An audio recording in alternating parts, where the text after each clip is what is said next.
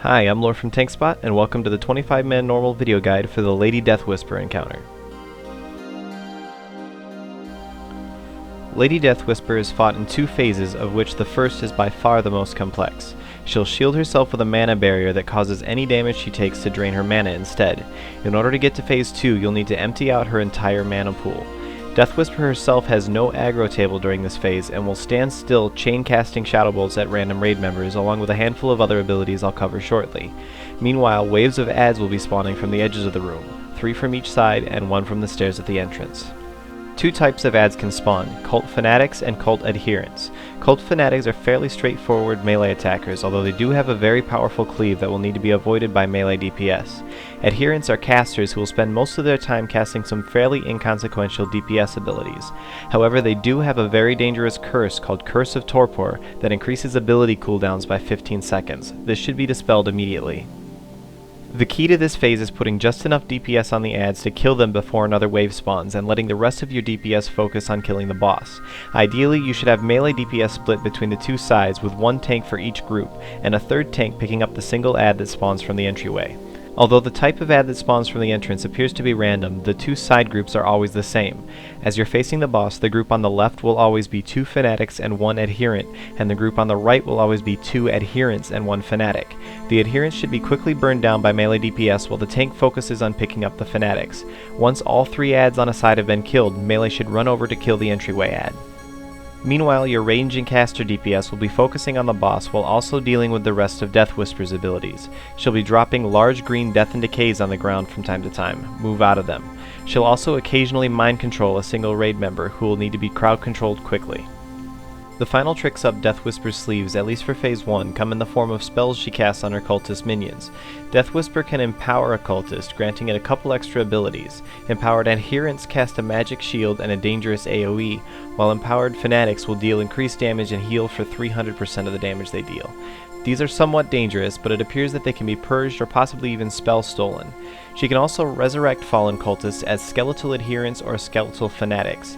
Skeletal adherents have a 99% reduction to magical damage taken and should simply be picked up and killed by the melee DPS. Skeletal fanatics, however, have a 99% reduction to physical damage, so the casters will need to swap off the boss temporarily and burn these down when they appear.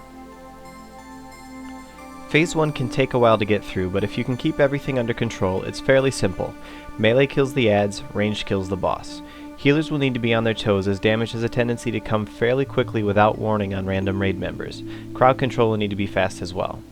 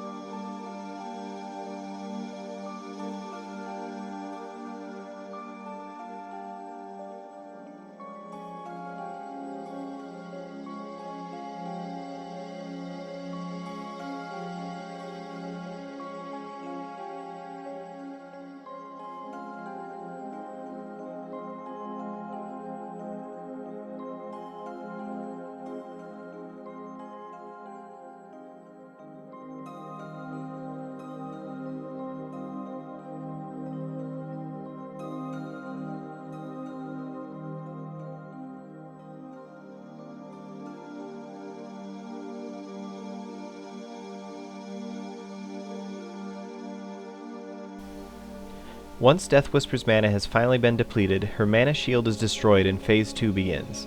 Adds will no longer spawn, so it's best to try to time this to happen just after a wave has been killed.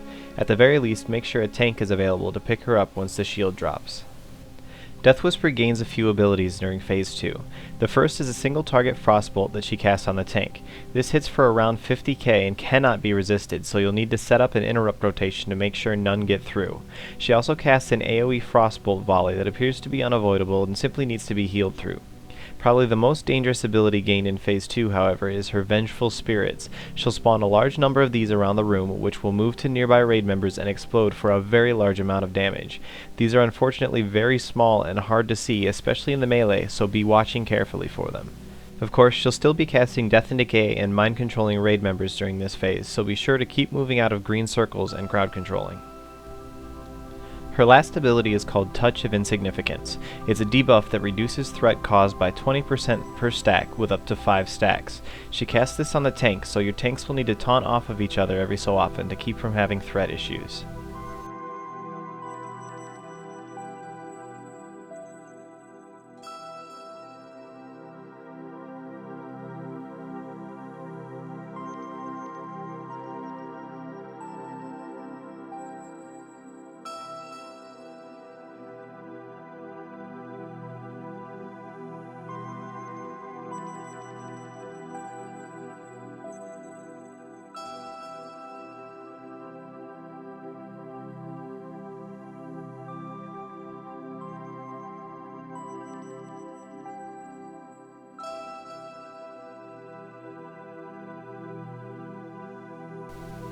Ultimately, the key to Lady Deathwhisper is getting Phase 1 under control and getting through it cleanly for the transition into Phase 2. Once you've got that down, the hardest part is just keeping an eye out for the tiny blue ghosts that are coming to kill you. After all, you don't want to be the guy who dies at 12% and then uploads the video to YouTube. If you'd like more information on this or any other encounter, check the Project Marmot forums at TankSpot.com. If you're watching this on YouTube, just follow the link in the movie details. Thanks for watching, and good luck!